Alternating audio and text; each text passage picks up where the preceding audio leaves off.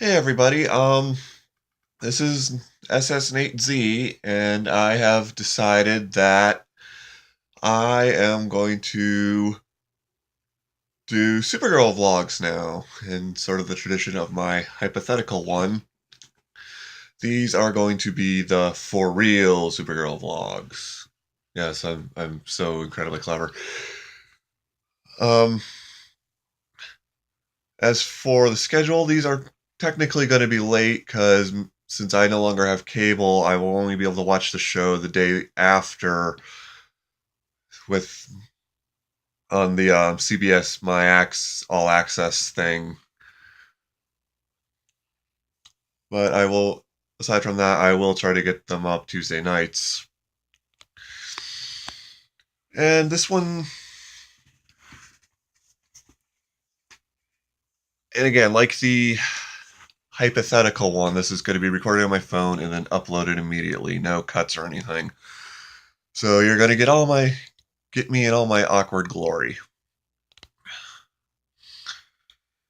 Anyway, now that I have for real seen the pilot, I am totally going to actually dig in a bit more into what I liked and didn't like about it, which will mean actually going into spoilers. So, in fact, probably all of these would go into spoilers, but this one in particular. So, here we go. So, right off the bat, again, I just want to stress how much I just love Melissa in the role. She's perfect for it. She was practically born for it. I'm not exactly comfortable with acting like I'm a first name basis on with her, but I also don't want to butcher her last name. So until I could finally figure out how to pronounce it, we're going to call her Melissa for now. But yes, she's perfect. You know, and again, what really sells it is her expressions. I mean, my favorite example is the scene where she's stopping the bank robbery and she's getting shot and she looks down to see she's actually is in fact bulletproof and she smiles but then tries to look all serious and scary. It's just, and again, how awkward and everything she is when she's in her civilian identity. Again, she's just perfect. She's a joy to watch. The rest of the show could be, I don't know. It could be terrible, and I would still love it just for her. Um, I also really like the relationship between Kara and her sister, especially once it's revealed why the sister doesn't want her making herself known and everything. It actually made a lot of sense, and it was, helped show the fact that they have a bond. They really are sisters, despite blood or jealousy, and the whole speech that Alex gave. Yes, it's cliched as all hell, but it was well written and wonderfully acted. So yeah, I love that too.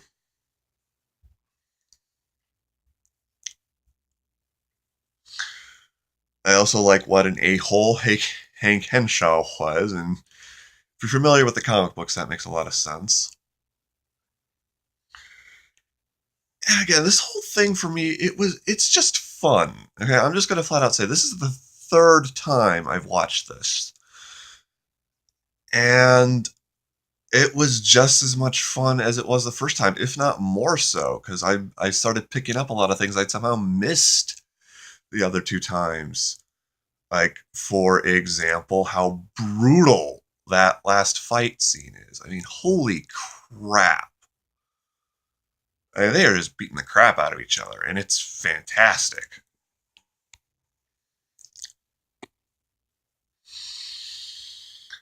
Now, I'm afraid I'm gonna have to get into what a bit of I don't like about it.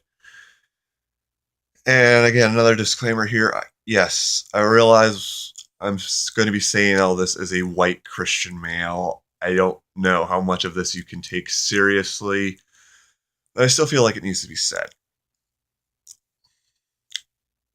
And again, I do want to stress that yes, there is a discrepancy with and or whatever you want to call it between male superheroes and female superheroes. We need more female superheroes. We need more female-led shows. I mean, the Marvel Cinematic Universe is almost 10 years old, and it might even be over 10 years old before we get the Miss Marvel movie. You know, Jessica Jones was the second show. And if you look at the history of female-led superhero movies, you can maybe see why they're afraid. Like Catwoman and Elektra, they're both terrible movies. And as much as I adore that movie, the original Supergirl movie from the 80s is really kind of terrible.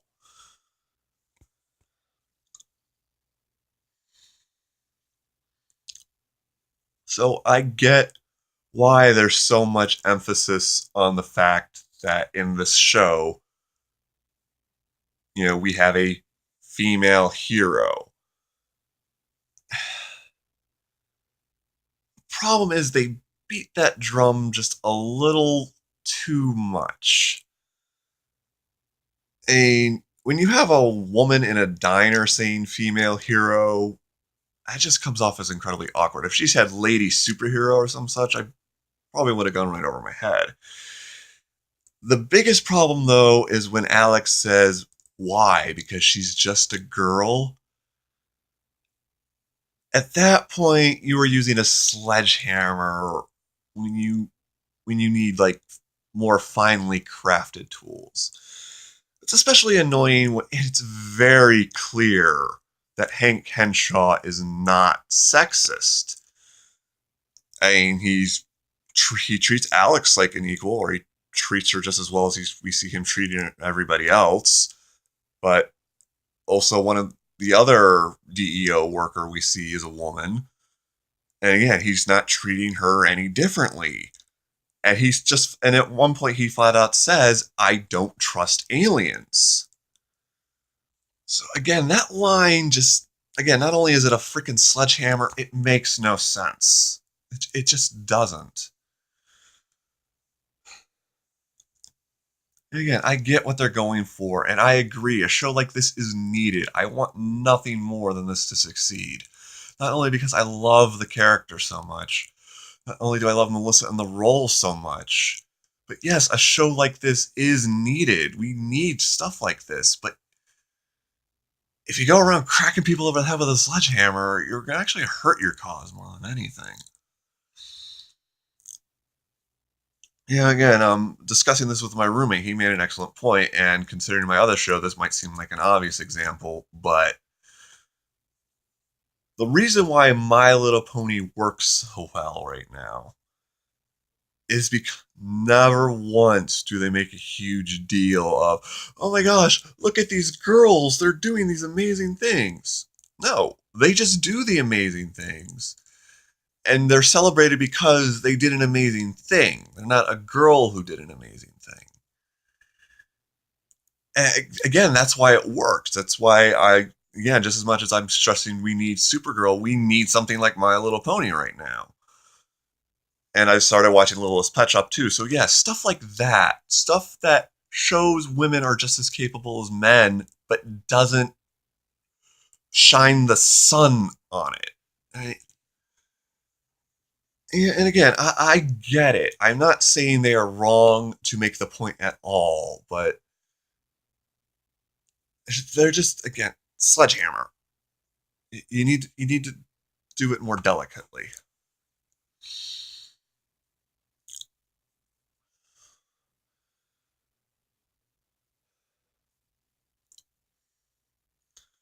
Oh gosh, I'm really wish that makes me wish I could add a really long pause, but there's yeah, and again, and this is a point I'm really glad I remembered. I really wanted to make a point.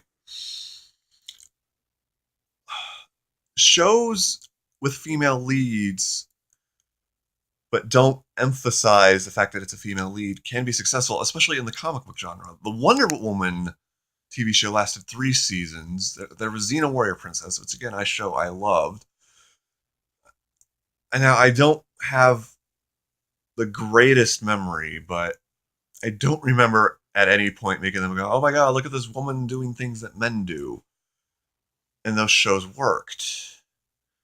Yeah, I'm merely beginning. I'm being a hypocrite because I'm really hammering on this point too much and I don't want to. But okay, I did remember another point I wanted to make. And regarding that,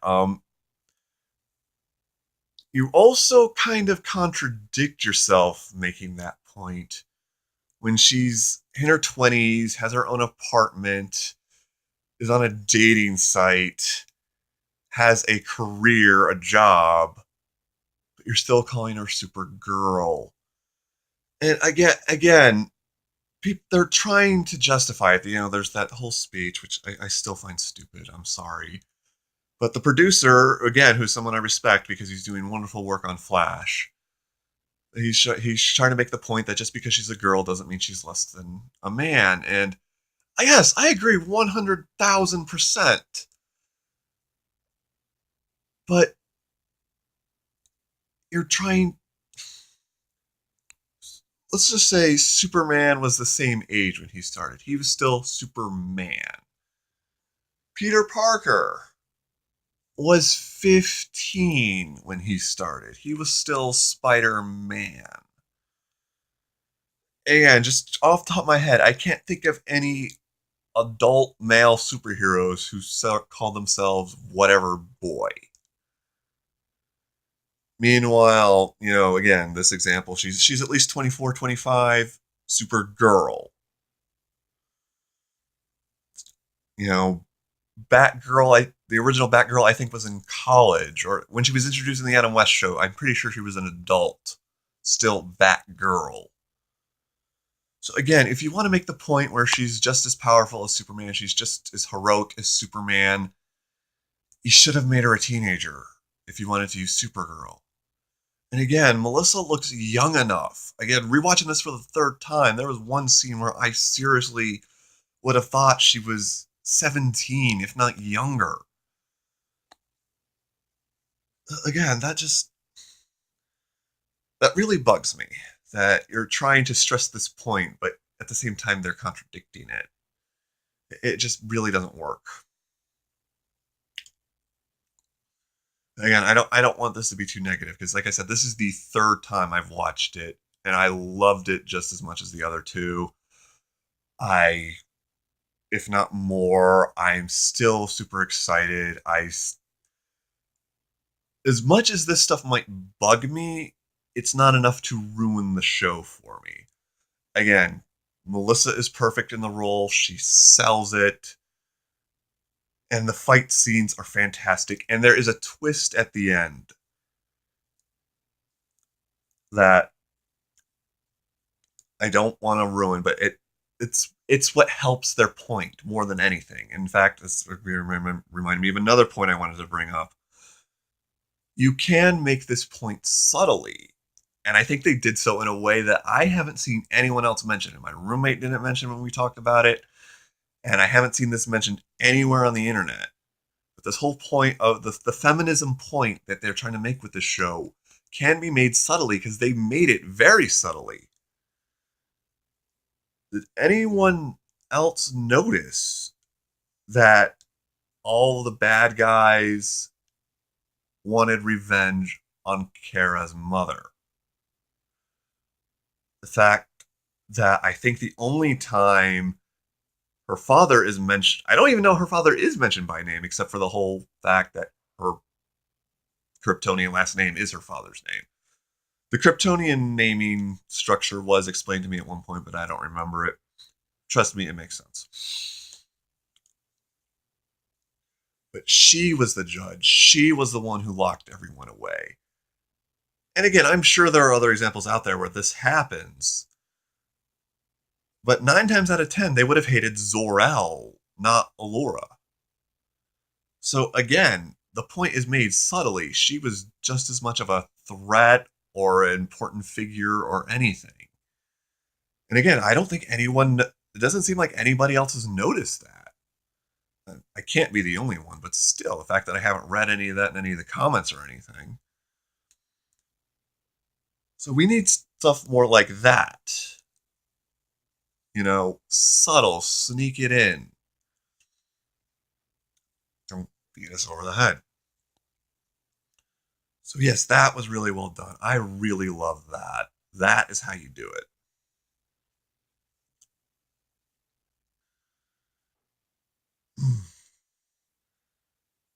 But, yeah, this thing is already going on way longer than I intended it to. And I'm 90% sure I got all the points I wanted. But, yes, the pilot is not perfect, but it is good enough that I am very, very hopeful for the rest of the series. And I want so very much for this to succeed. Again, not only because she's one of my favorite characters, because not just because I want more superhero stuff to become mainstream. So people, okay, you get why, but yes, for the points they try to make in the show.